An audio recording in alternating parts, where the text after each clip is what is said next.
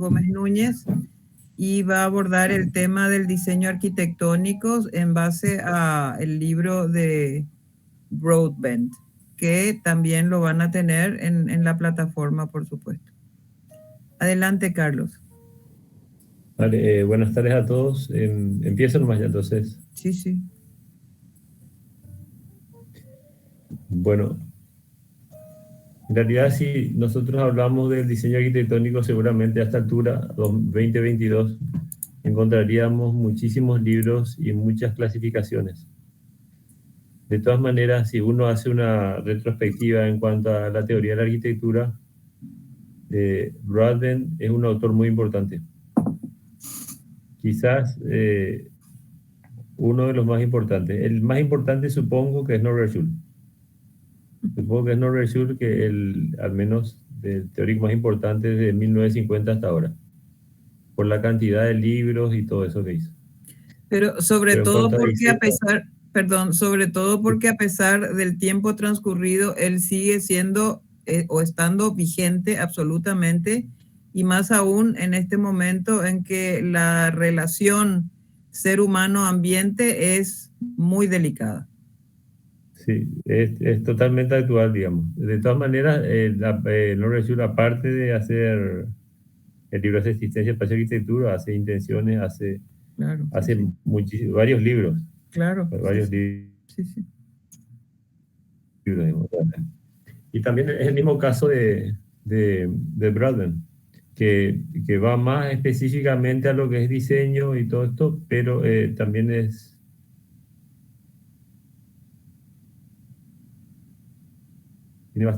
Es vigente. para decir, porque claro, y también tenemos el libro de la cátedra, o sea, no, Sí, sí.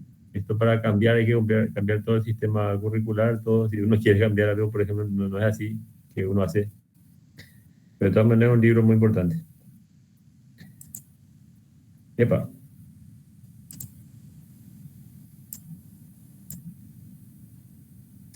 Los arquitectos han usado por lo general 4 maneras diferentes de generar formas tridimensionales. Bueno, y aquí la primera pregunta, ¿por qué formas tridimensionales? Porque en realidad nosotros, el arquitecto, ¿qué hace? Diseña el espacio arquitectónico, o sea, el espacio donde vive el ser humano. Nosotros ahora mismo estamos dentro de un espacio arquitectónico. Yo estoy en una pieza, o sea, de un espacio arquitectónico, y ustedes seguramente estarán en su casa en la facultad, están dentro de un espacio arquitectónico. Porque cada acción humana que relaciona con la arquitectura tiene un aspecto espacial. Cada acción humana tiene un aspecto espacial.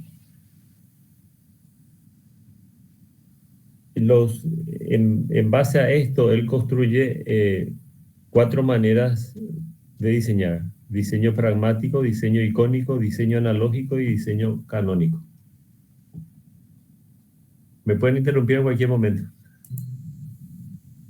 Vamos a empezar por el diseño pragmático.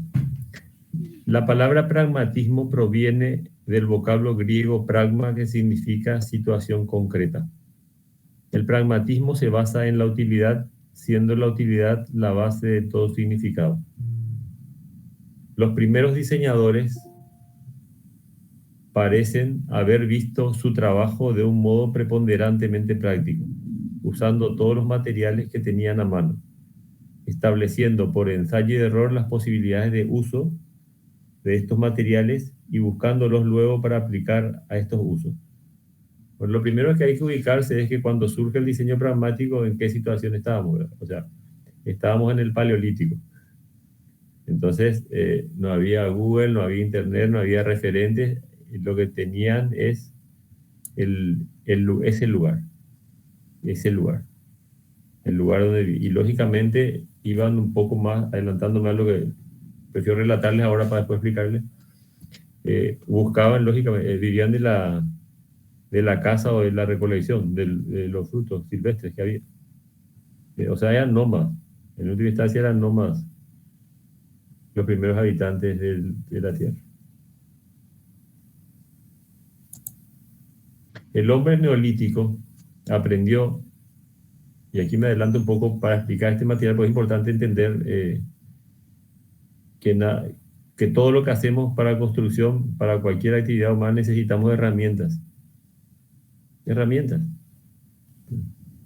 Entonces, y para la construcción, imagínense, el hombre neolítico aprendió que ya no era solo cuestión de encontrar por casualidad herramientas y armas, sino de buscar piedras adecuadas y trabajarlas hasta que pudieran ser utilizadas.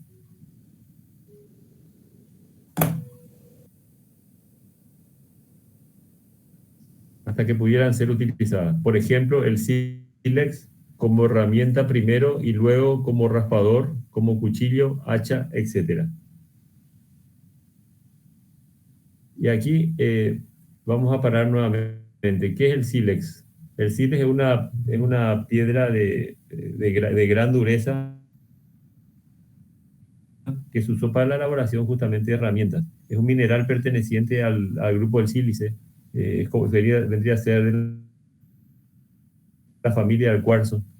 Y tenía una propiedad muy importante, aparte de lo que ustedes están viendo ahora, de poder ser trabajado para poder ser un cuchillo, raspador, un hacha, como dice ahí.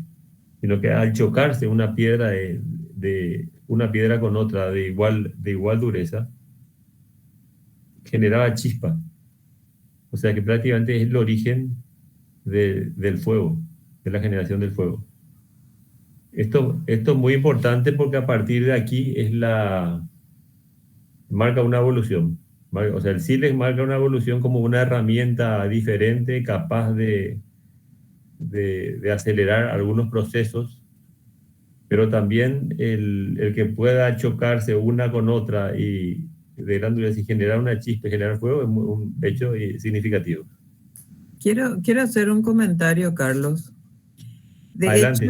De hecho, el tema de fabricación de herramientas es uno de los elementos más significativos en términos de definición de lo que es inteligencia, ¿sí?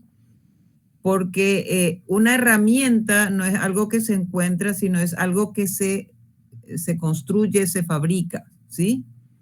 Y resulta que ese proceso de construcción de la herramienta implica una serie de análisis, procesos reflexivos y sobre todo de observación de comportamientos de un determinado material que luego va a ser utilizado como herramienta, ¿sí? Imagínense todo lo que tuvo que haber observado el ser humano para encontrar, digamos, que este material, el sílice, podía ser utilizado finalmente para su objetivo de caza, ¿sí?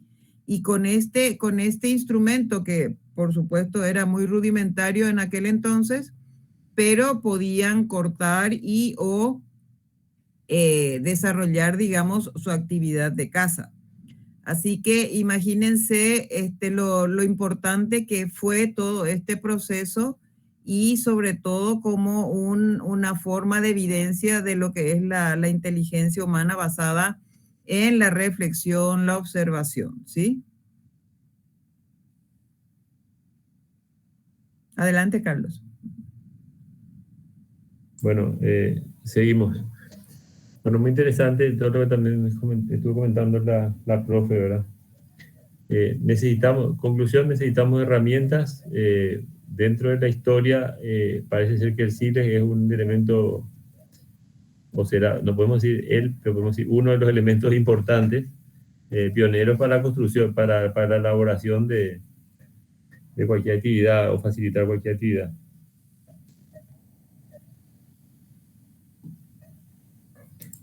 Nos vamos un poquitito nuevamente atrás para comentarle esta cuestión que le estaba comentando al principio, que el hombre paleolítico vivía en entradas de las cuevas. Como era cazador, sus expediciones lo llevaban lejos de su casa, por lo que empezó a construir refugios. Se han encontrado restos de algunos en excavaciones en diversas partes de Europa. Esto también es la capacidad de recorrido, o sea, un hombre paleolítico, o sea, caminando, el hombre occidental es más bien sedentario, pero el hombre paleolítico caminaba, el varón 30 kilómetros aproximadamente diarios se calcula, y la mujer 21 kilómetros. O sea que tenían una capacidad de desplazamiento. El El geopardo, que es de la familia leopardo, tiene una capacidad de movimiento en el monte de 120 kilómetros 120 kilómetros en un día, te puede recorrer tranquilamente, sin estresarse, ¿verdad? Y tiene una velocidad de 110 kilómetros por hora. O sea, imagínense, ¿verdad? Estoy hablando del animal más rápido y con relación al hombre, que no es el más lento, ¿verdad? Pero estoy hablando para que se den cuenta, la parte espacial tiene mucho que ver también con la parte de movimiento.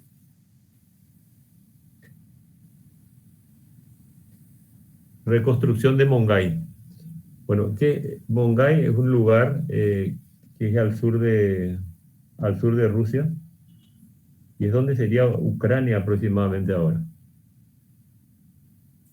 Entonces, bueno, leo esta parte: reconstrucción de Mongai, tiendas de cazadores de mamut usando evidencias aportadas por las excavaciones al sur de Rusia en 1961. Materiales escasos, pequeñas piedras, algunos arbustos y los huesos, colmillos y pieles de mamut, todo lo que quedaba después de haber sido consumido. O sea, el mamut, ¿se acuerdan que vivían en cuevas?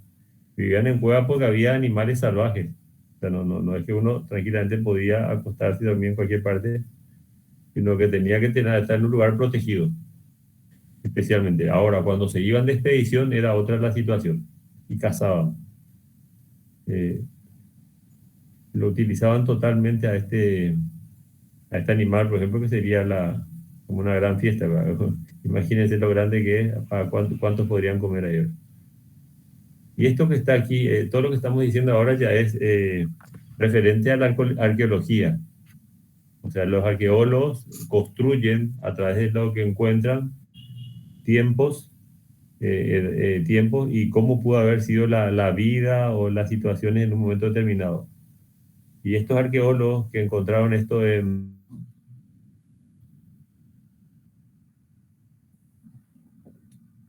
encontraron esto, huesos y todo eso. Pero también encontraron como una excavación oval. Entonces, y por los elementos que había, se recrearon con esto, ¿verdad? Que llegaron a crear lo que sería un refugio, ¿verdad?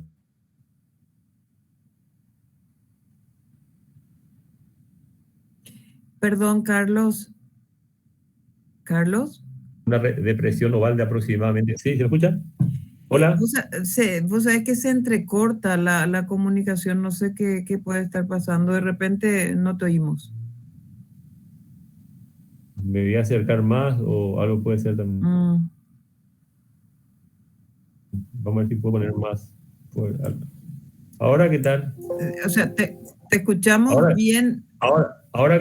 Sí, se entrecorta la comunicación.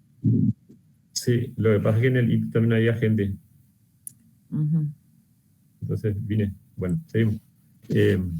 Cavaban en el suelo una depresión oval de aproximadamente 11 metros de longitud, estructuras de troncos, de árboles, ramas y colmillos.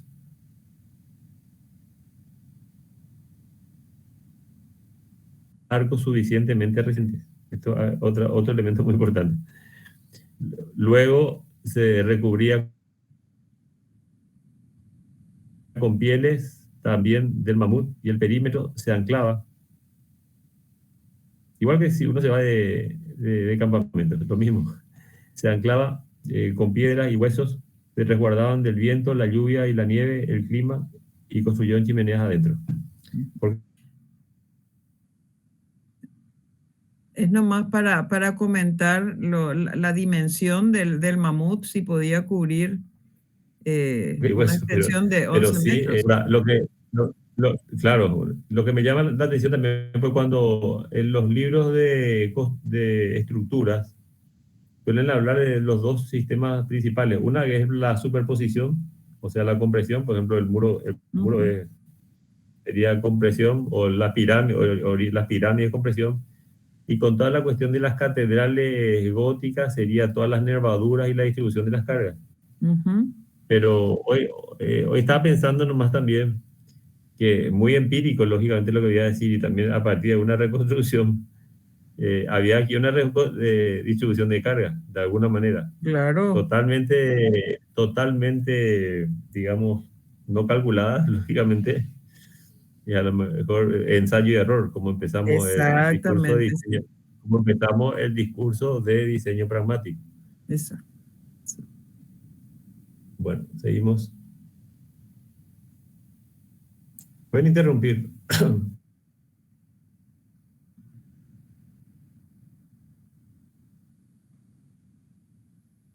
Forma tridimensional o el proceso de ensayo-error. Ello hay algo más que una mera modificación del clima físico. Eso dice por la parte climática, pero fíjense, por ejemplo, motivo fundamental de clima con el fin de que determinadas actividades humanas, descanso y sueño, pudieran realizarse con comodidad. Por eso tenían una depresión, porque al cavarse un poco la tierra, si uno está a nivel, si la misma tierra le protege, o sea, si está por lo menos 50 centímetros, 70 centímetros abajo, esa fosa, digamos, oval que dicen, es, igual, es prácticamente el mismo.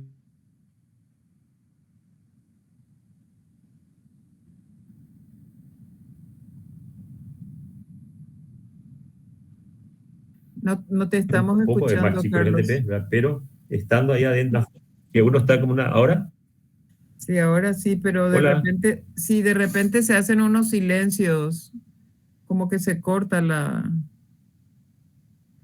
el discurso, Ah, digamos. yo estoy hablando continuo. Sí, no decía que una cierta depresión del suelo y protección de la tierra también es una forma que se llega a un cierto confort térmico.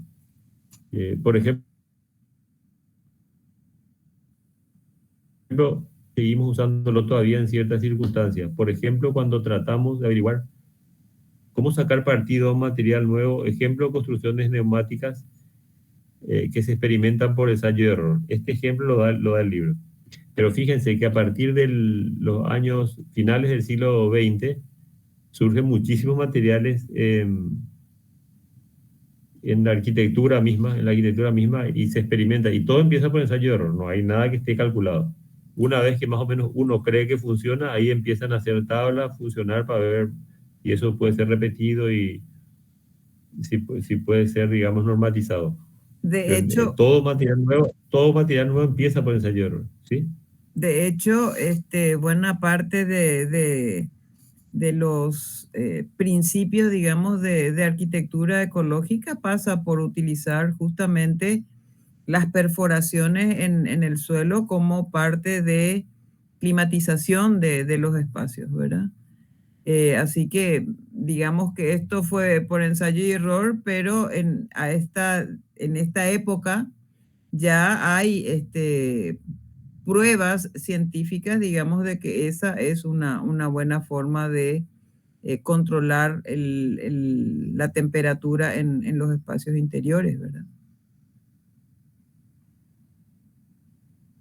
Bueno, sí, es muy importante. El tema es el siguiente, y eso pueden buscarlo en internet, ahora no voy a ser muy explícito, pero la Tierra a 3 metros de profundidad tiene aproximadamente 19 grados centígrados. Entonces, uno podría decir, el confort térmico para Paraguay sería 23 grados. El confort térmico. El confort térmico para alguien no sé, para alguien que está en Iquique, en Chile, sería 20.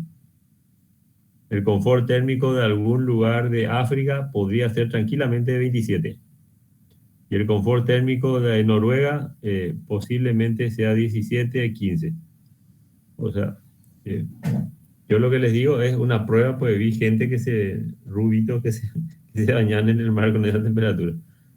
Eh, o sea, tengo la verificación visual.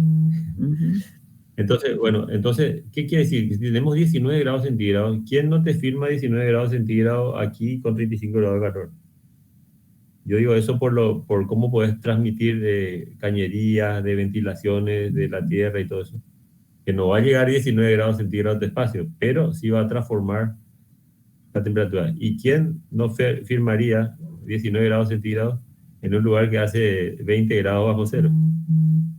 Todo el mundo, ¿verdad? O sea, verdaderamente es una temperatura interesante para poder jugar con la parte esta climática.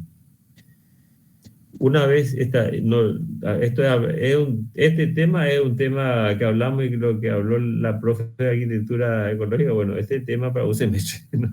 Pero tocamos Sí, así porque claro, estamos no, no, tocando yo lo que claro. traigo nomás es la No, similitud, estamos hablando de la prehistoria y lo que es la época actual, claro, digamos, ¿verdad? no, claro, lo mismo que yo estoy diciendo es, digo, verificar así, pero hay mucho detrás de eso, ¿verdad? Hay mucho que Claro, explicar para que se entienda. Más bien yo digo eso más bien también para el estudiante de arquitectura, el arquitecto siempre tiene que ser muy curioso. Siempre tiene que ser muy curioso, pues, ¿no? O sea, no es que aplicar la receta. Aplicar las recetas quizás, pero hay mucho de curiosidad, de investigar, de descubrir. Somos personas creativas, no somos repetidores de algo.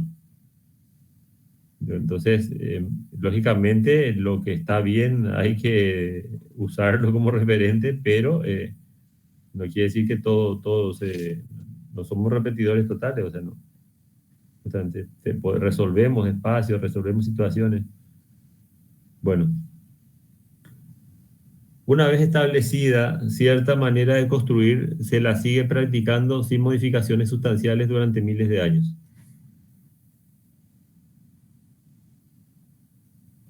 Claro, fíjense, el Paleolítico, 40.000, algunos dicen 50.000 años antes de Cristo, imagínense. O sea, tiene mucho hay muchas cosas pudieron haber pasado. Los nómadas tienden a adoptar formas fijas para sus abrigos portátiles, como lo atestiguan los ejemplos del tepé indio, las grandes tiendas negras árabes y el iglú de los esquimales. Este tepé indio, que en corte sí, el lugar de adentro del.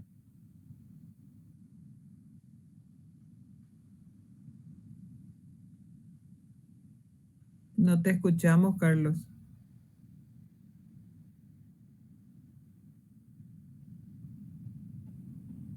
¿No? Se le reviste interiormente de pieles sujetas,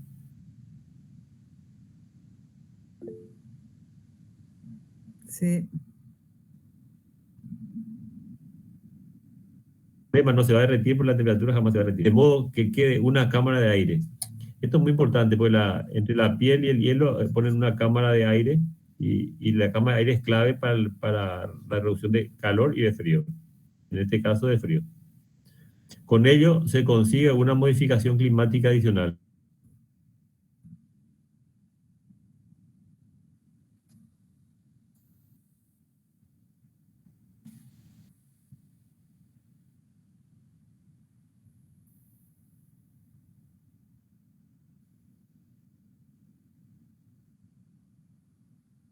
Carlos.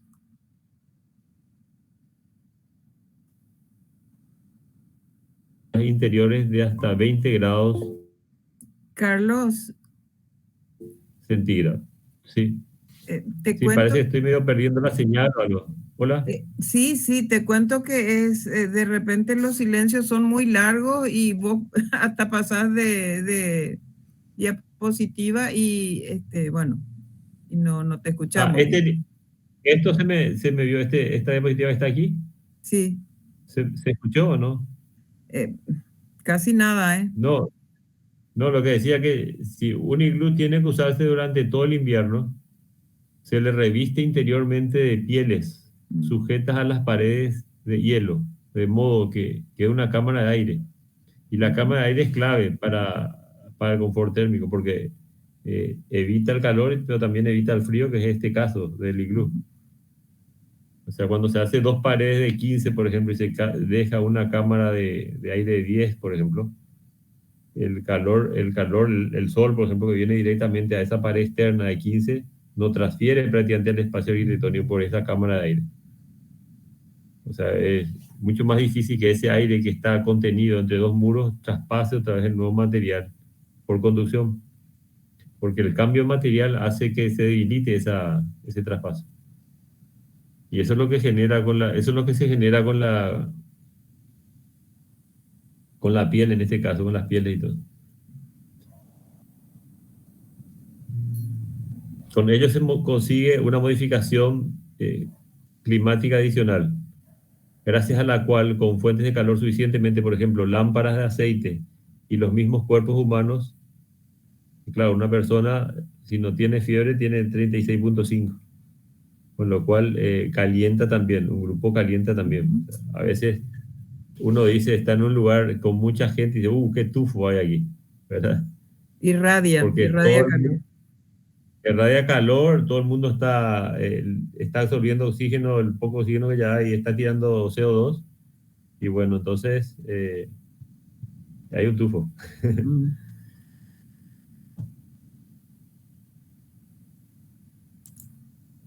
El clima ha de ser controlado y los recursos disponibles para controlarlos permanecen idénticos a lo largo de largos periodos de tiempo.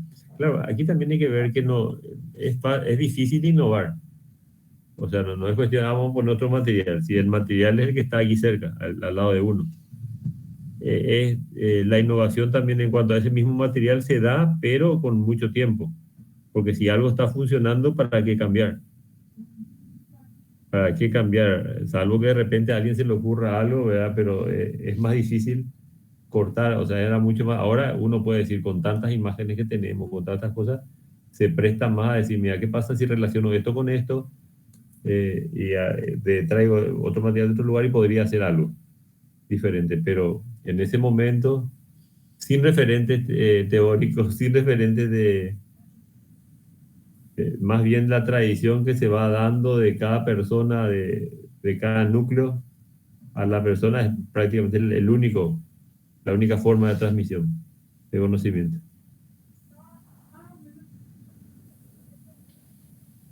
El mecanismo por el cual una forma se repite a través de grandes distancias temporales y geográficas fueron motivos de grandes polémicas. Y hay dos teorías, o sea, cómo ese conocimiento se fue transmitiendo, lo que estuvimos hablando, pero cómo se fue transmitiendo de un lugar a otro. Pues aquí dice, cómo se repite a través de grandes distancias temporales y geográficas. O sea, cómo es que una cosa que ocurre en un lugar puede ocurrir en otro lugar muy lejano. Y hay dos teorías. Una, la difusionista, que dice que según la cual las técnicas que se trate de la construcción de herramientas o de armas, de la construcción de edificios o de hacer obras de arte, se originan en un punto y en un momento determinado y se propagan después mediante una serie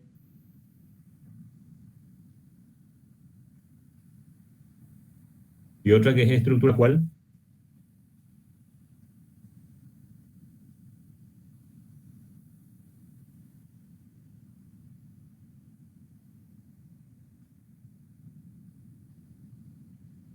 No te escuchamos, Carlos.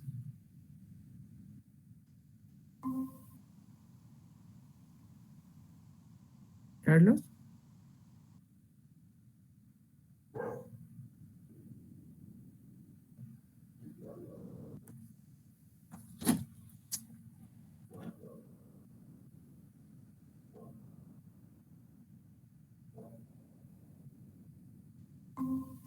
Hola.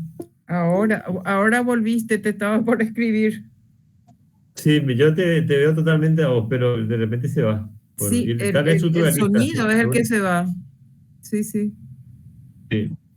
Según el estructuralista, según la cual las técnicas se descubren como novedades en diversas ocasiones y en diversos sitios debido a que el cerebro humano enfrentado a un problema dado y con unos medios dados tienden a responder de unos modos característicos que determinan los tipos de solución más probables. ¿Ustedes qué creen cuál fue el mecanismo estructuralista?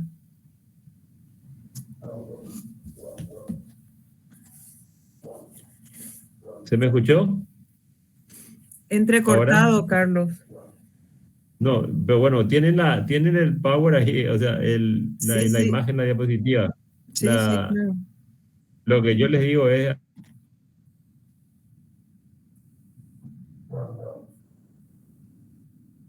esa entra a través de distancias temporales y geográficas. ¿Fue difusionista o fue estructuralista?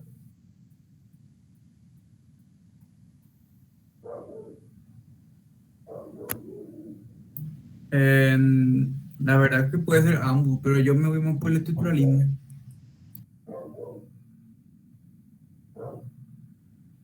Hola.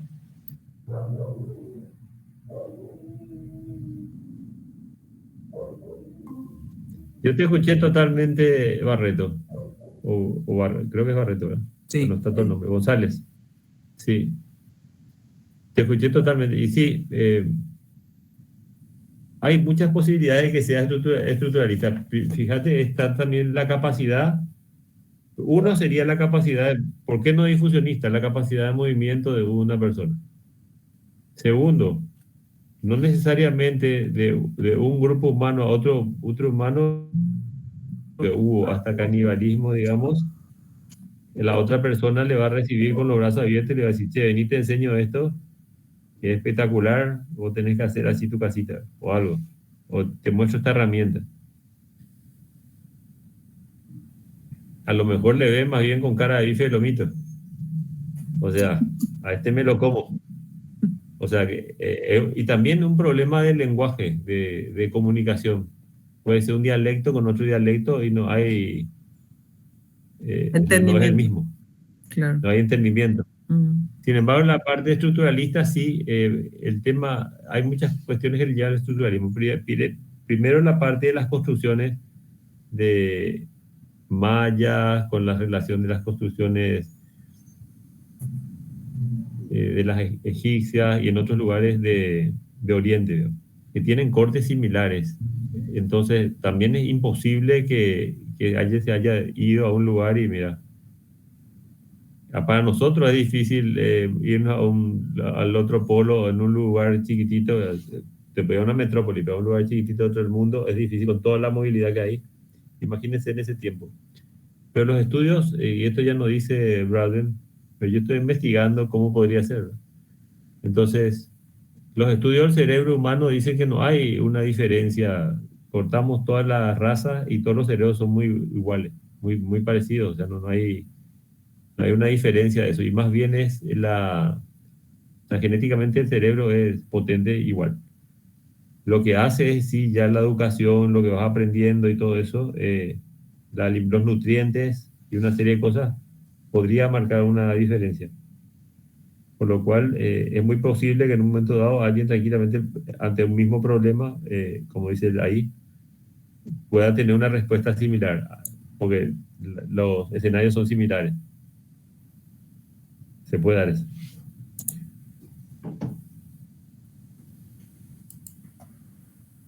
Ahora tenemos también luego el diseño icónico.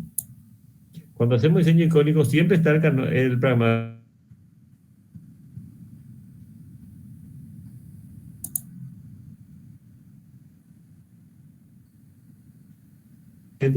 Ya hay una serie de acciones que facilitan ese proceso. Cuando decimos icónico, quiere decir que simboliza. Y si nosotros relacionamos la forma y la función, nos da un significado. Relacionamos forma y función. Esta forma, esta función.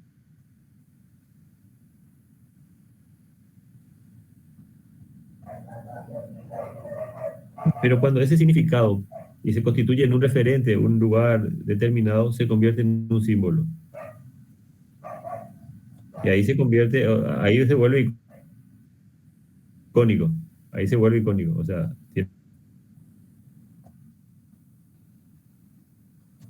tiene problema. Se pasa de generación en generación a partir de la incidencia del clima, que debe ser controlado, y los recursos disponibles para ese control y los métodos tradicionales del manejo de las herramientas.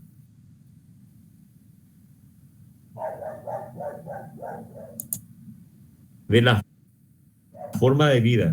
La forma de vida es clave para, por ejemplo, la forma de vida aquí está relacionada también con el clima. Pero no todo lo que tiene nuestro clima tiene nuestra forma de vida, con lo cual hay como algunos aspectos que se relacionan y otros que son específicos de cada cultura, digamos. Por ejemplo, el culata yobay no hacen en todos los climas cálidos húmedos. En otros hacen, no sé, sobre pilotes, sobre esto, perdón, sobre parásitos. Van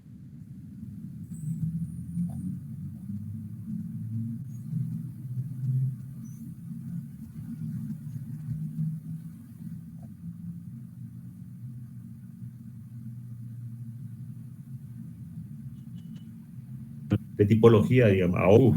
No sé si me escucha. Otra vez, bueno. Sí, te vas. Forma de vida de sí, ahora sí. Sí, yo me doy cuenta porque parece que sale y entra. De la forma de vida de la cultura en particular que tiene un papel preponderante cuando se habla de la persistencia de prácticas constructivas a lo largo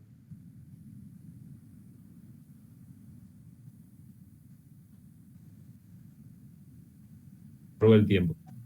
La necesidad de adecuar mutuamente un clima que debe ser controlado y los recursos disponibles para ese control sería por sí misma una justificación.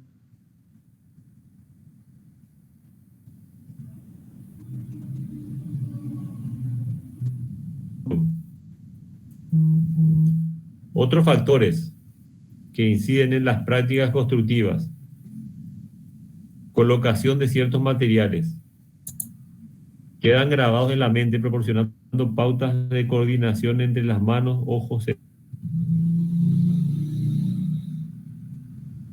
tan fáciles de sustituir. ¿Se me escucha ahora? Hola. Entrecortado, Hola. Carlos. Entrecortado. Bueno, esto no será fácil de sustituir, es la parte de... Esto ocurre, por ejemplo, aquí como el pasamano del ladrillo, pues.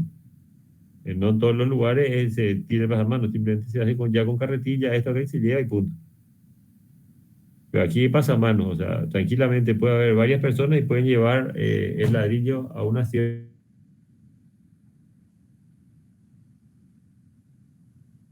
un ladrillazo, pero tiene como una cierta coordinación, ¿verdad? Que si uno no conoce no va a poder. Lógicamente se puede adaptar fácilmente, ¿verdad? Pero es el pasamano que podemos llevar con 4 personas a una distancia interesante. A un segundo piso, etc. Eso, por ejemplo, sería algo nuestro que no se da en otros sitios. Seguramente en algunos se da, pero no, en varios no. Culturas de leyenda de sistemas constructivos. Culturas con cantos donde describen materiales, dónde encontrarlos, cómo colocarlos, cómo darle forma. Por ejemplo, existe una construcción icónica y hay materiales determinados, una piedra, por ejemplo, y en esa piedra ya te va grabando cómo se construye, la forma de construir o dónde conseguir ese material. Un pequeño croquis o mapita, digamos, de dónde conseguir el material.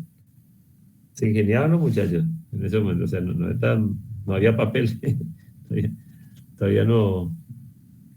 Bueno, se consolida en la mente de cada persona una imagen mental fija de lo que debe ser, por ejemplo, el aspecto de una vivienda. A esto le llamamos diseño icónico. Aquí tenemos, por ejemplo, las cabañas alpinas.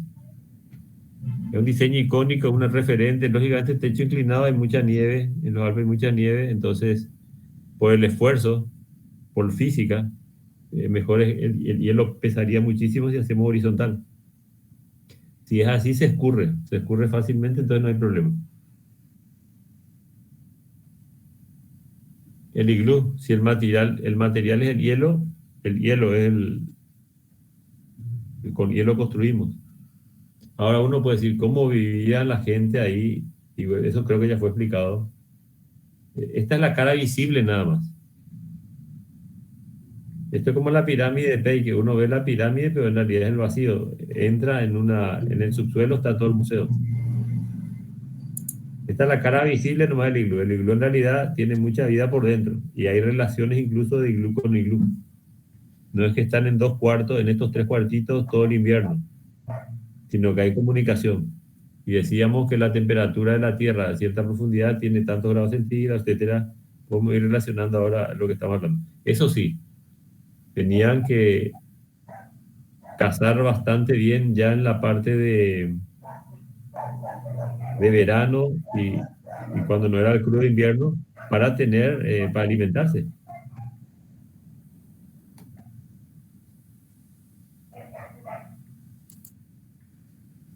La arquitectura isleña. Tenemos la arquitectura isleña que están las imágenes de la izquierda, las 2 imágenes de la izquierda, y en la derecha ya tenemos una abstracción de eso, donde se saca la figura de lo que sería una arquitectura isleña, pero es una representación. No pueden hacer otra figura porque el turista que va ahí lo que quiere es ese icono. Busca ese, no se le puede dar otro icono.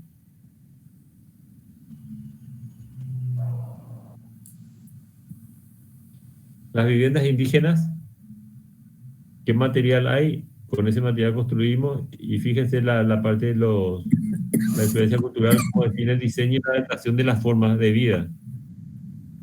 La adaptación de las formas de vida, se ve, por ejemplo, en la foto inferior derecha, un espacio y todo rodeado, ¿verdad? ¿Por qué? Por la forma en que viven.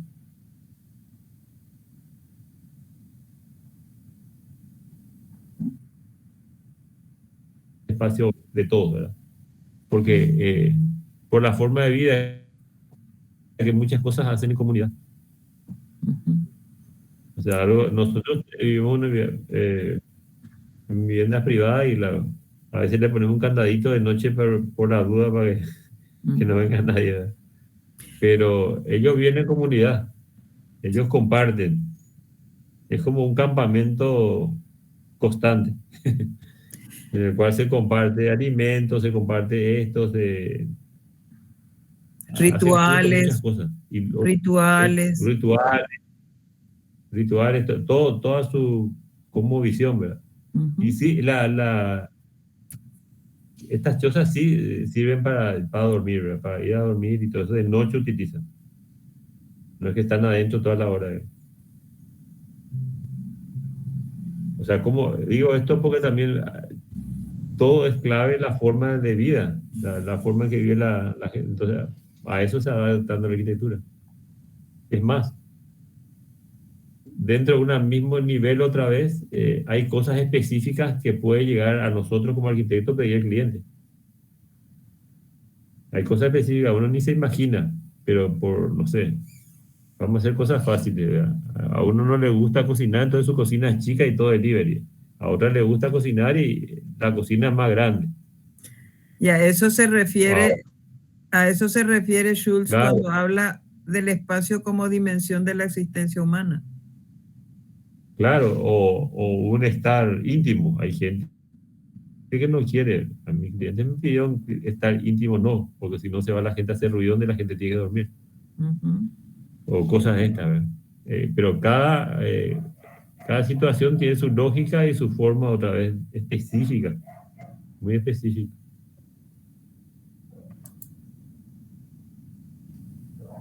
Las casas musulmanas organizadas en torno a un patio central, generalmente de forma rectangular. Las prescripciones islámicas sobre la reclusión de las mujeres y el papel central de la familia hacen que la casa, un espacio cerrado al exterior y volcada hacia el interior. Buena parte de la vida familiar sucede en las terrazas, donde se ponen las ropas y los alimentos a secar y se recoge el agua de lluvia. Bueno, aquí hay que aclarar algo. ¿Dónde estaba geográficamente? Estaban dentro de lo que sería toda la franja de lo que sería, por ejemplo, si hablamos de España, el sur de España, norte de África, todo lo que sería Asia Menor, digamos, toda esa parte, es clima cálido seco. Entonces, lógicamente se puede entender que ponen todo al sol arriba, la terraza y todo tranquilo. También hay un libro de 5.000 años del hábitat de Gustavo Gili, que creo que hay en la biblioteca. Que es un librito cuadrado, viejo, pero muy interesante porque habla de justamente las viviendas en toda esta zona, cómo surgen, y las viviendas surgen siendo intrínsecas, o sea, teniendo un pequeño patiecito adentro y dando ese mundo interior ahí y muy cerrada al exterior. Porque el contrapunto es salir y tener el espacio, plaza del mercado, el espacio más grande, etcétera, como contrapunto.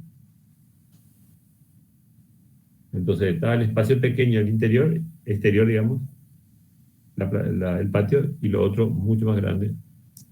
Existe esa relación, digamos, que tiene su lógica en toda la ciudad europea, especialmente del sur.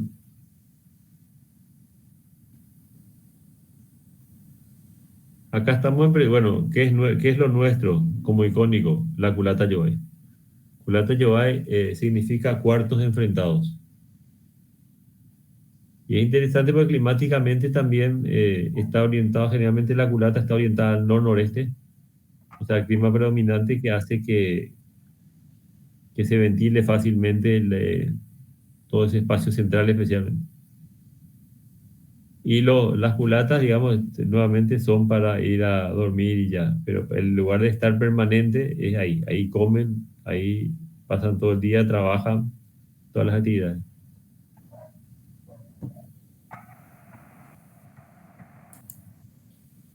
También tenemos aquí lo que sería el Corredor Yere, que es una adaptación de la arquitectura colonial a la arquitectura, a nuestro clima. A nuestro clima. Y esta cuestión vieron que está sobrelevado, especialmente del superior izquierdo. Eso guarda mucha referencia que dicen que en Asunción todo se hacía así, por los raudales.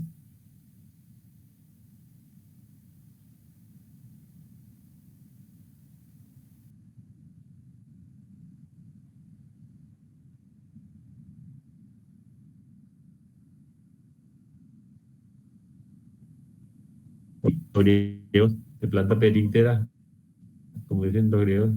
Era muy importante porque hacían de adobe. O sea, sombra. Hola, ¿se me escucha? Sí, pero toda la parte anterior supongo que estabas hablando del corredor Yeré, pero no, eso Bueno. no se escuchó. No, y bueno, básicamente es la parte climática, da sombra por un lado, ¿verdad? Da protección contra la lluvia, o sea, se adapta muchísimo a nuestro clima. Pero también a nivel de materiales, sí hay que considerar algo. Hay que considerar de qué se hacía de adobe. Y al adobe con una lluvia muy fuerte se va desgastando fácilmente, con lo cual también da una protección para esos muros.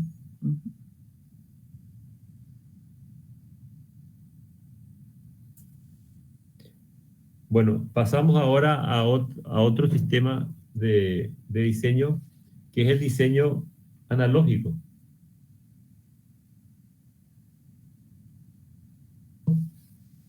Es el que más se utiliza actualmente. Tanto es que el más se utiliza que cuando a usted se le da un tema de proyecto, ya sea escuela, iglesia, centro cultural, universidad, vivienda, etcétera, lo que hacen es buscar referentes. Buscar referentes para conocer la naturaleza y los requisitos que tiene el programa que tienen que proyectar. Parte a partir de referentes. Y es un método muy utilizado, el que más utilizado. Actualmente es el más utilizado, el referente. Entonces, vamos a entrar en ese tema ahora.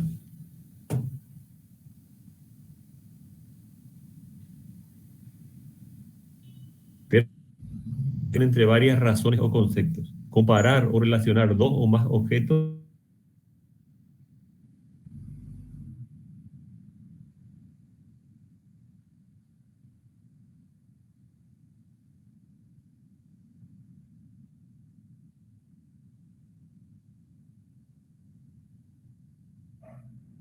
Analogía significa comparación. Eso es lo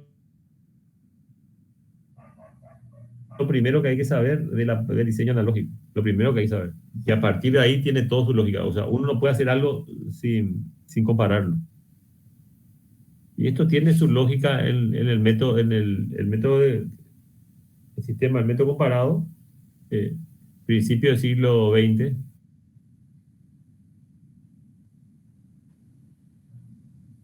Podía escribir algo y no referenciar a algo que ya estaba escrito anteriormente. Pero en un momento dado de la historia, los libros de historia y todo eran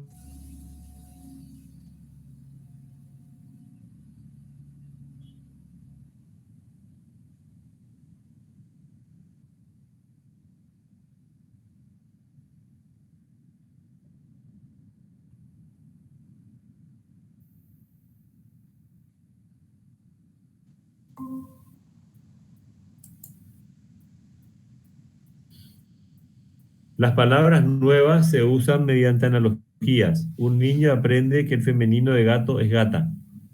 Resulta lógico que infiera que el femenino de caballo es caballa.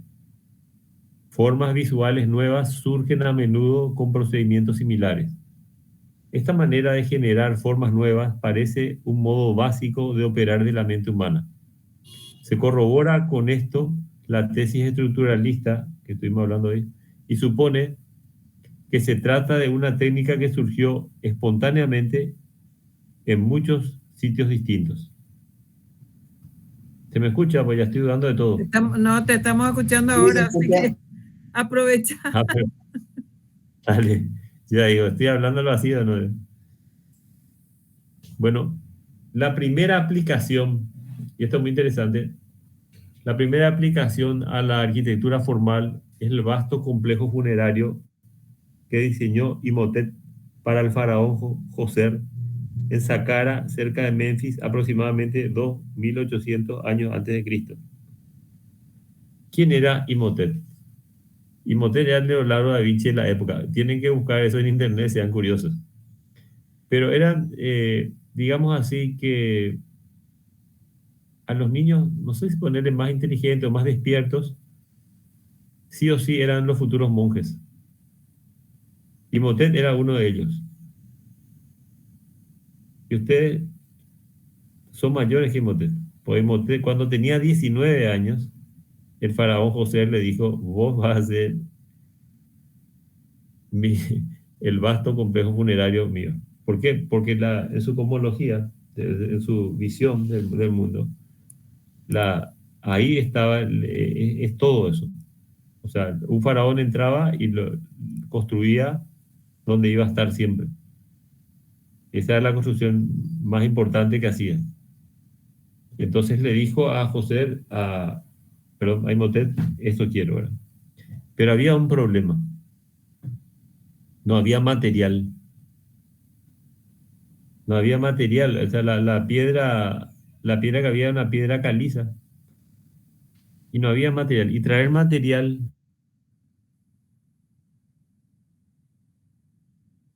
para traer material a ese lugar era muy superior a hacer el complejo. Y la cantidad de personas y la logística no existía, pues la distancia era muy grande. Pero ahí Imhotep, que por lo visto verdaderamente era el Leonardo da Vinci de la época, inventó lo que se llama el aricat. Aricat es una piedra hecha por el hombre, con piedra caliza, con algunas hierbas y con ceniza. O sea, estamos en presencia 2800 años antes de Cristo de el primer, en este caso, la primera piedra artificial o ladrillo artificial, como quieran llamarle. Por un lado, ¿qué genera con esto también?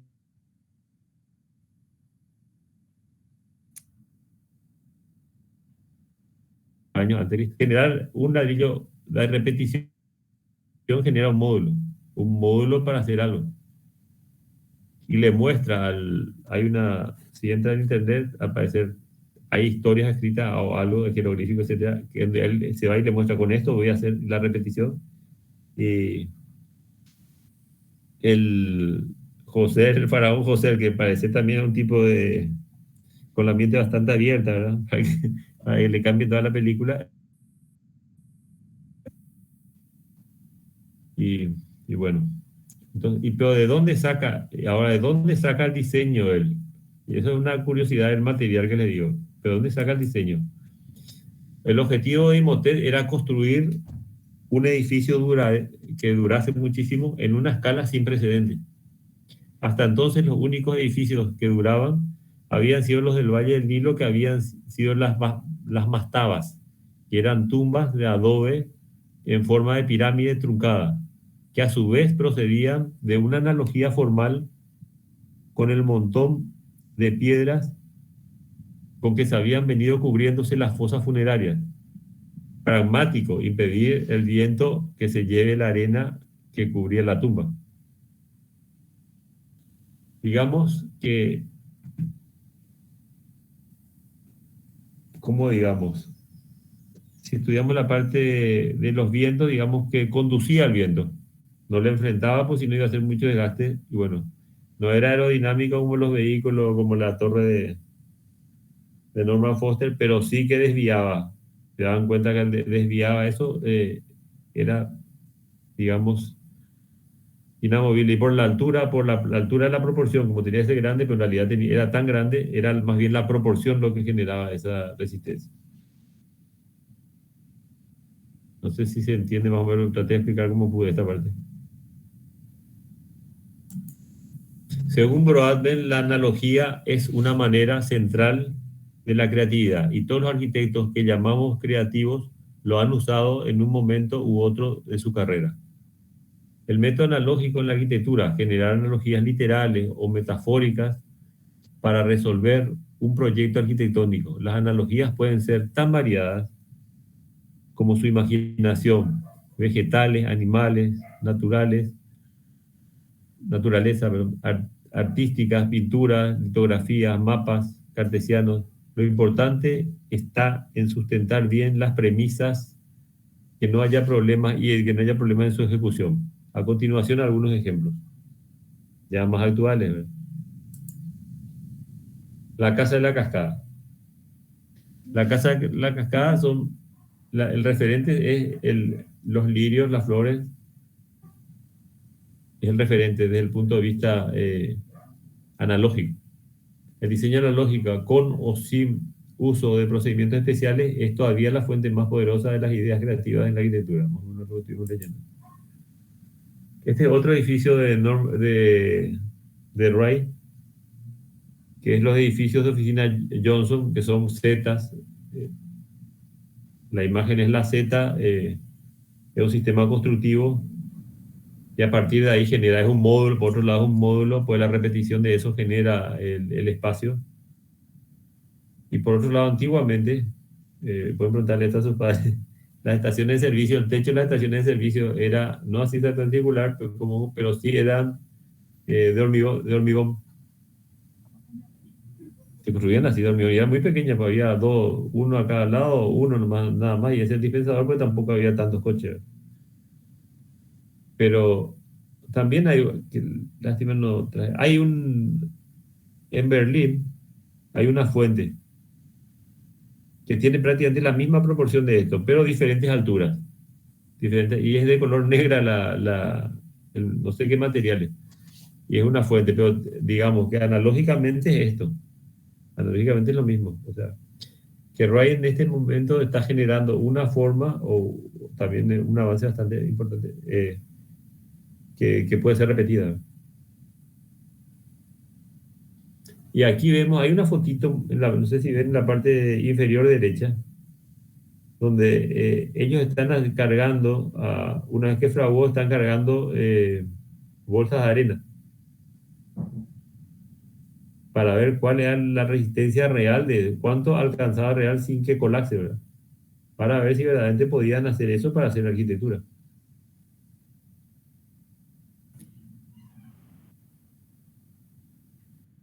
De hecho hay en este momento o actualmente, perdón, Carlos, estaba en silencio, entonces quería adelante. comentar un poco que en esta perspectiva, digamos, de lo analógico, hay una corriente en la arquitectura, pero también tiene que ver, digamos, con otras disciplinas, ¿sí? La biomímesis, ¿sí? O la arquitectura biomimética, ¿sí? Que observa ciertos elementos, básicamente las plantas o ciertos comportamientos de los animales, y que luego, por supuesto, con estos estudios que se hacen con otras disciplinas, entonces lo plantean como para aplicarlo, digamos, a los diseños arquitectónicos y que tienen que ver no solamente con una cuestión de sostenibilidad, sino también con una cuestión de optimización, digamos, de lo que serían los recursos tecnológicos a la arquitectura, ¿sí?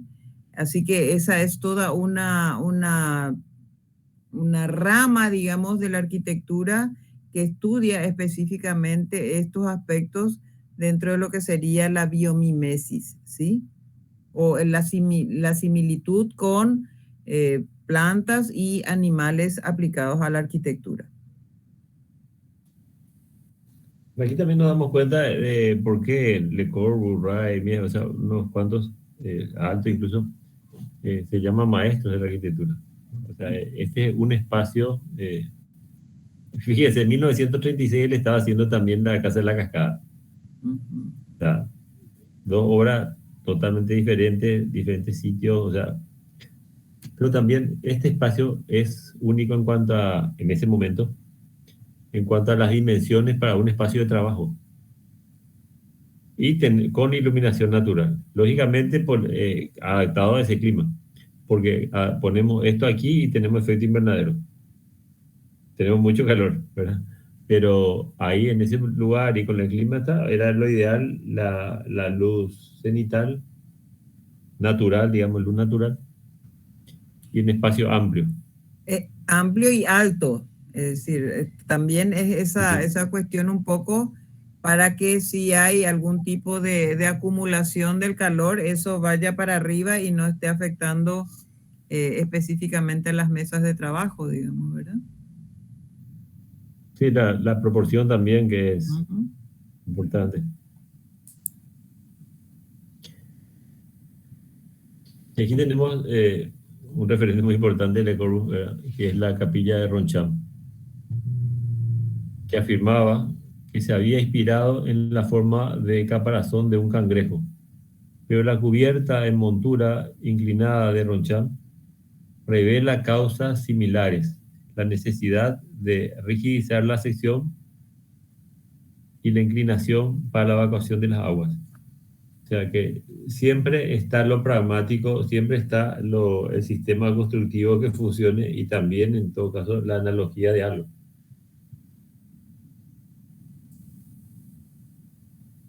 Este es un proyecto que les recomiendo que investiguen. Voy a decirlo rápidamente. Este proyecto es de Rafael Viñoly. Rafael Viñoly es un arquitecto uruguayo que estudió en Buenos Aires y rápidamente se fue recién recibido, fue a Estados Unidos y bueno, creo que su estudio está en Manhattan, ¿verdad? Pero en los años 90, al final de los 90, le piden para que haga el foro de Tokio. El foro es un lugar donde hay diferentes auditorios de diferentes tamaños, digamos, de diferentes tamaños. Y le dan una manzana irregular que tiene las características. ¿Se ve mi cursor? Sí. Bueno, Sí, sí. que tiene esta forma. La voy a hacer fácil. Entonces, todos estos pedazos están chiquititos a la izquierda. Son todas las formas que él intentaba, donde el cual lo blanco era vacío y lo otro era lleno. Lo blanco era vacío y lo era lleno. Pero en realidad no lograba dar con una solución posible. Y pongo aquí, esto que está banana aquí, en realidad era la insignia, un avión importante que había en esa época, Una que línea, Pan América, una línea, ¿verdad? Una línea de avión, que yo no sé si sigue o no, Pan América, pero bueno, capaz yo que creo sigue. que no, ¿eh? Ya no. Sí, Entonces, creo que no. él hacía viajes Tokio, Manhattan, Tokio, etcétera, siempre, y usaba esa servilleta. Entonces se da cuenta que esta tensión de esta parte de la servilleta es igual a la tensión de una parte de la manzana que le dan para proyectar. Y se imagina que esto, puesto con esto de otra manera, formarían un espacio que podría ser la luz. Porque claro, los auditorios son cerrados. Ahí se tiene que proyectar cosas, está la parte acústica, los efectos de luz, etcétera. Pero él quería un gran recibidor importante que sería la luz como contraposición. Y en base a eso diseña esto, ¿verdad? Esto sería, el de la derecha sería el gran espacio y diferentes bandejas de conexiones que le llevan a la... Porque estos elementos en la planta, por ejemplo, en la imagen inferior izquierda, hay diferentes tamaños de auditorios, pero esto se repite en diferentes niveles, otra vez. No es que hay 4 nada más. Entonces, si vemos otra vez la parte de la derecha, nos vemos, hay bandejas. Por bandejas se va comunicando otra vez la gente, pero en todo momento está participando de este gran espacio de la luz. Que entra la luz de día y de noche es un foco. Es un foco. Al mismo tiempo se vuelve un ícono, ¿verdad? Un ícono en cuanto a referente en la ciudad. Pero básicamente la analogía es de una servilleta. O sea, y le digo eso porque verdaderamente la analogía puede salir de cualquier cosa. Después Calatrava, nos vamos a ver enseguida, saca alguno, se ve incluso de la analogía de los insectos. En realidad, cómo se atajan, o sea, sí. Perdón, Adelante. en realidad es de un logotipo la analogía, ¿verdad? Claro, no precisamente la servilleta, logotipo, sino de un logotipo. claro, de la servilleta, claro, pero ¿dónde descubre él? Viendo la servilleta Claro, ve el logotipo sí, de la línea aérea. claro, O sea, claro, sí, sí, no, sí. no es que estuvo viendo un edificio y mira ese escudo, es Panamérica, sino que se estaba limpiando O de la línea aérea. la boca de la línea aérea, claro. Entonces, en el usufructo, digamos, en un hecho. Sí, Y digo sí. eso porque, no sé, la idea puede ser tomando un café con leche, no necesariamente enfrente, Absolutamente. no con una mesa y todos los colores y todas las cosas, una computadora de última generación, no necesariamente. La idea, lo importante es que la pregunta esté en el disco duro. En este caso, el disco duro es nuestra mente. Y la pregunta, entonces, si está la pregunta, lógicamente, en cualquier momento, en todas las cosas que veamos, vamos a hacer relación. Vamos a relacionar. Entonces, vamos a comparar, ¿se acuerdan? Entonces, Igual, ahí en cualquier momento vamos a poder. Es más fácil que así salga. Es prácticamente como que una persona está en alerta, es más fácil que se dé cuenta de las cosas que un caigüe ahí que esté mirando su pie. Más difícil, ¿verdad? Aquí está como en alerta en cuanto a la pregunta, lo que está buscando, ¿verdad? ¿Seguimos? adelante.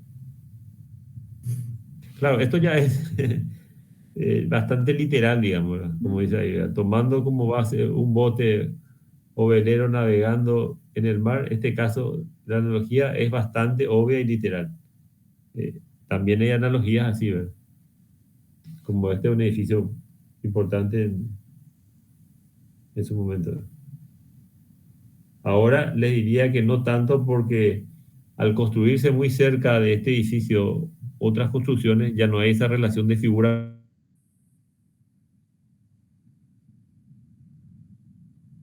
construcciones muy cercanas y alteraron entonces se altera lo que uno está viendo ahora como una relación contrapunto figura fondo cielo edificio, el único elemento que está ahí, ahora ya no se ve así. Se ve así, digamos, pero también se ve otras cosas a los costados, no sé, a la derecha de la cabeza de la chica esta, también se ha de ver cosas ya, o sea, por las construcciones que se siguieron haciendo. Esto es el final de 90, ahí está, 99. Esta es una obra de Roy en 1951, la Casa de Reunión de la Sociedad Unitaria. Lo que voy a leer es una frase de Roy que dice, si el cuadrado significa integridad, si la esfera significa universalidad, el triángulo significa aspiración. esta es una construcción en actitud de rezo. Vería cómo uno pone las manos para el rezo, ¿verdad? Diría Roy, al referirse a su diseño utilizando la figura del triángulo, consigue elevar la cubierta expresando reverencia sin necesidad de recurrir a un campanario. Porque hasta este momento la referencia era un prisma, un paralelepípedo y ¡blim! El campanario a la mucha iglesia. Pero él de repente saca digamos, la parte espiritual de esto con la posición de las manos y en base a eso saca la imagen.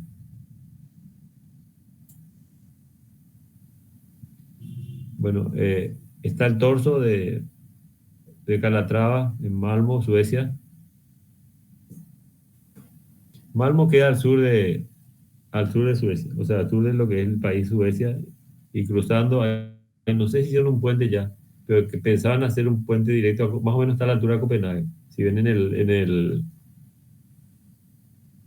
Google Maps o algo así, o sea, Google Earth, les digo nomás para que vean la latitud. Siempre hay que ubicar las cosas en su lugar donde están, ¿verdad? Lo otro que está a la derecha es la ciudad de las artes y las ciencias, que es el ojo de Santiago Calatrava en Valencia. Pero en realidad, ¿cuándo se ve todo el ojo? Cuando es de noche con los efectos de luces, porque le reflejan el agua y se reconstruye la otra parte del ojo abajo. No tengo una imagen de eso, creo que no tengo. Este es el Estadio Nacional de Pekín de Gestos de Melón, el grupo de 2 arquitectos que ganan incluso hace unos años el premio Pritzker de la arquitectura.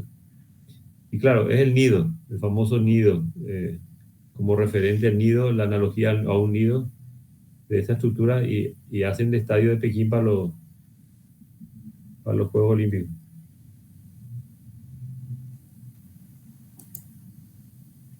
Para poner un referente nacional.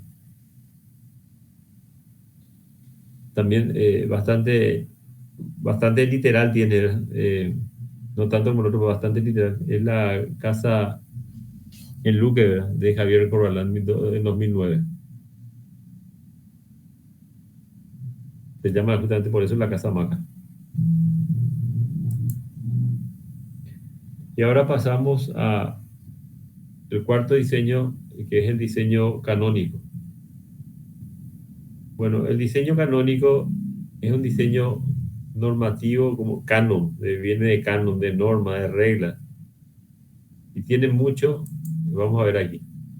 El canon, término de origen griego que significa regla o modelo, el dibujo se convierte en un objeto de fascinación particular, empieza a crecer en el diseñador un interés por la esquematización, el orden y la regularidad y se expresa a menudo en forma de trama extendida uniformemente en el dibujo. Pero hay que entender que no siempre, por ejemplo, cuando se construían las catedrales, duraban 120 años. Y ese primer plano o el primer esquema que se hacía jamás terminaba siendo la catedral final, sino que se iba como bastante empíricamente, ensayo y error también, y se iban construyendo. Pero esta es la primera visualización que se hace en cuanto al dibujo, como antes de hacerlo todo, se tenía todo. Entonces la geometría es un elemento muy importante para que, esa fue la gran estrategia de Mies van der Rohe, que él prácticamente en gabinete hacía casi todo. O sea, en su oficina hacía prácticamente casi todo, por el sistema, por cómo hacía su arquitectura, era prácticamente cómo pisaba nada más, porque lo otro ya estaba prácticamente, era un sistema, ¿verdad?, que se colocaba ahí, independientemente de contexto, etcétera, era su tipo de edificio. Que fue. Bueno, digo esto también porque el movimiento moderno, si ya en las cartas de Atenas, también es canónico, o sea, son reglas que hay que hacer. Todos los 5 puntos de la Corbusier que comentó la profe Alexander la otra vez, ¿qué son? Son cánones, o sea, son normas. Quizás más actuales, más en más del siglo XX y todo eso, y esto en otra época, pero surge así, ¿verdad? Salvo González, prácticamente creo que nadie habló, ¿verdad? Con lo cual, gracias por hablar, Ana Raquel, porque no me va a quedar ronco. Dale, profe. El cuadrado es la base de lo clásico. El módulo del cuadrado se emplea en toda arquitectura clásica. El uso del ángulo de 90 grados y la simetría son bases greco-latinas de la arquitectura.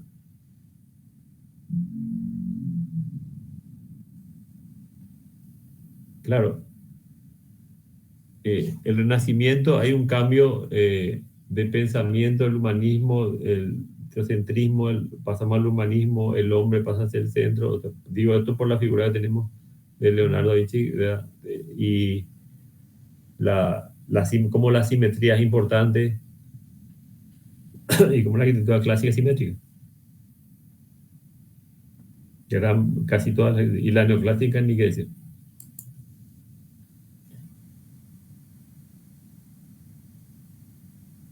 A lo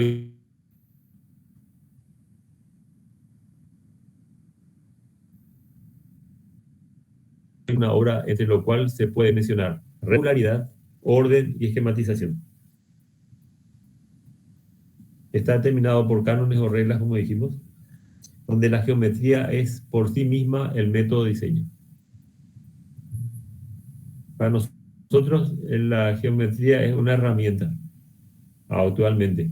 Es una herramienta que nos permite proporcionar, dimensionar y nos ayuda a construir.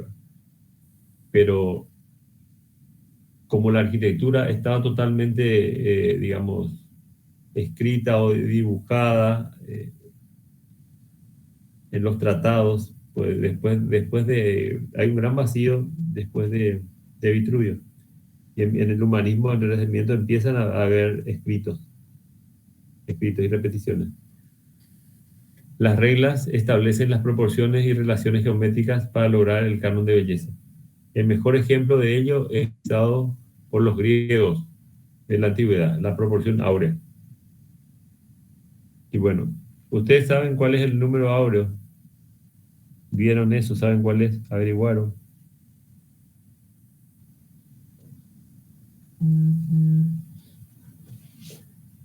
Creo que nos hizo mal la pandemia. Bueno, el número áureo, sí, 1,618 y muchísimos números más. Es el número de oro. Pero si uno ve, y está en el Partenón que tanto le gustaba a Le Corbusier, porque a él le gustaba mucho la forma, y el Panteón le gustaba a Ray, pues le gustaba el espacio. Y se dice del Partenón que a la proporción perfecta. Pero hay un libro, yo tengo varios libros, uno que habla justamente de las partes de los templos griegos. Y hay como mucho ensayo de error para llegar a esto. Hay algunos que son bien petizones, otros son muy altos, otros son muy largos, muy cortos. O sea, para llegar a la proporción volumétrica del Partenón, no es que así de onda hicieron, sino que pasó mucho para llegar a esa proporción. Incluso después también está cómo tiene que ser visto. O sea, uno va subiendo y no ve de frente la fachada del Partenón, sino que ve como de costado, un poquitito de costado. Entonces ve la profundidad.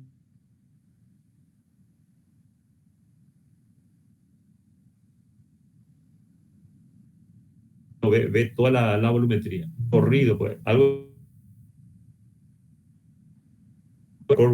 Cómo llegar al edificio para verlo. Magistralmente lo hizo, ¿verdad? Y en el Partenón se estudió mucho eso. Cómo llegar subiendo, cómo debería verse, de qué punto, y a partir de dónde se tendría que empezar a ver y en qué ángulo. Bueno, esto pueden profundizar después, pero para levantar la curiosidad. Y si ustedes ven aquí cómo sale la proporción áurea, ven aquí los numeritos en la figura en la parte inferior derecha. Vamos a hacer una curva de uniones. Por ejemplo, 1 más 1 da 2. 2 más 1, siempre con el anterior. 2 más 1 da 3.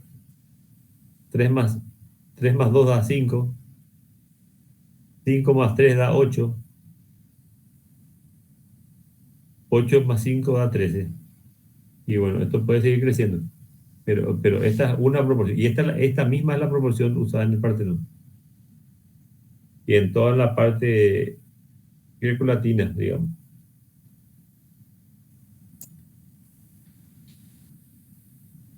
Se pueden establecer un sistema propio de reglas cánones, los cuales se pueden seguir fácilmente, se puede controlar las proporciones y el tamaño de las estructuras. O sea, con esta cuestión de la proporción se controla todo.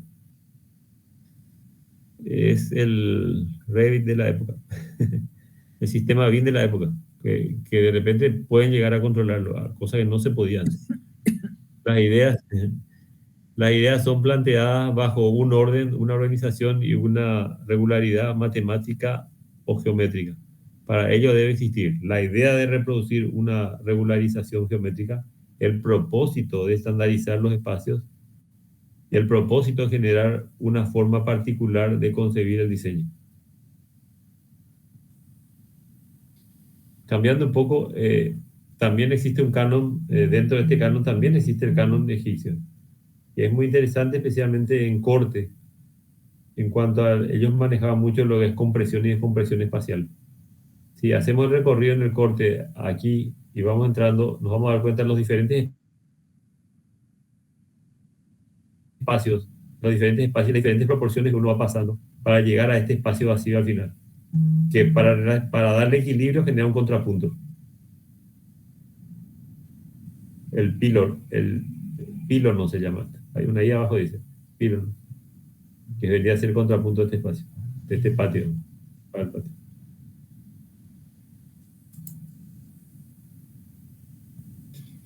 Aquí si nos fijamos,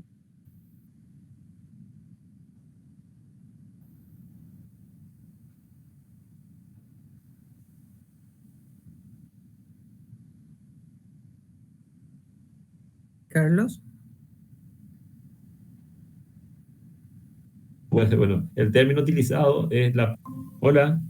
Sí. Hola. Ahí te escuchamos de vuelta. No, lo que le decía es que es un corredor de parece, no. Es una planta períctera. O sea, justamente le rodea viene perímetro. El perímetro es la línea que rodea la forma. O sea, bueno, es una planta períctera por eso. Y constructivamente, ¿se acuerdan de la superposición de las nervaduras? Bueno, aquí hay algo muy, muy destacable. Y esto, que son entre pilar y pilar, entre columna y columna, hay poca distancia. No había viga, pero lo que colocaban eran unas piedras muy altas que unían entre pilares y pilares. Unas piedras muy altas. Entonces, prácticamente, por el tamaño de la piedra, era compresión. Y por el tamaño de la piedra podía darse también la distribución de la carga a los dos pilares. Era como un 100 pies. Entonces, ¿te me escucha? Sí, te escuchamos, sí. No digo, a lo mejor el sistema, no es el tema exacto, pero bueno, se puede relacionar lo que estoy diciendo, la parte de cómo se construyó. Los órdenes griegos y romanos son sistemas de proporción y definen claramente las características de los elementos que los conforman. Los edificios diseñados bajo estos órdenes son claros ejemplos del diseño canónico. Se intentaba obtener edificios de proporciones armónicas en todas las partes. El Partenón por todos lados es la sección áurea. En todo momento, fíjense.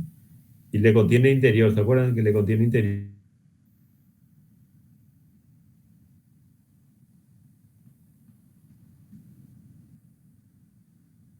En el sentido que no, de esta figura están todas las composiciones.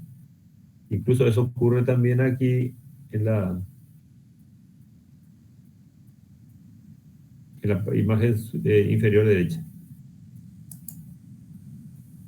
Acá tenemos el canon el canon románico, el canon gótico. ¿Se acuerdan lo de la nervadura, la distribución de las cargas que comentamos? La forma de luces, pueden entrar luces a partir de las nervaduras que permitía eso. Por la distribución de las cargas permitía que no sea macizo todo y que pueda entrar la luz. El canon renacentista, lo que hablamos de la importancia del dibujo, la geometría. Esta es la Bella Rotonda.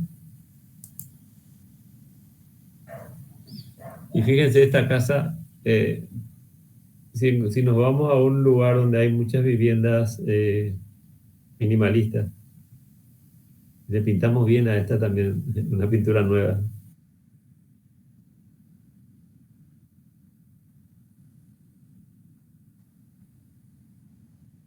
El 2022 estamos, construida en 1924. Yo digo nomás, efectivamente, como el aporte de la Casa Ciudad, el aporte de cómo se adelantó a su época. Las proporciones mismas, la escala, muchas cosas. Y cómo esto también guarda relación en un momento dado, cómo la arquitectura, la pintura, las artes estaban muy relacionadas. Aquí, por ejemplo, la pintura de Theo van der Hout, ¿verdad? Hablando de proporciones. Colores ya no podría decir, pero sí de proporciones, o sea que hay una relación directa. Pero también regida por lo que toda una tendencia a la arquitectura moderna. Esta es la última diapositiva y creo que no hubo preguntas. No hubo preguntas. Salvo que ahora quieran hacer alguna pregunta claro, o comentario. Pueden hacer del principio hasta el final, no hay problema. ¿Alguna consulta, algún comentario que quieran hacer de lo que estuvo exponiendo el profe?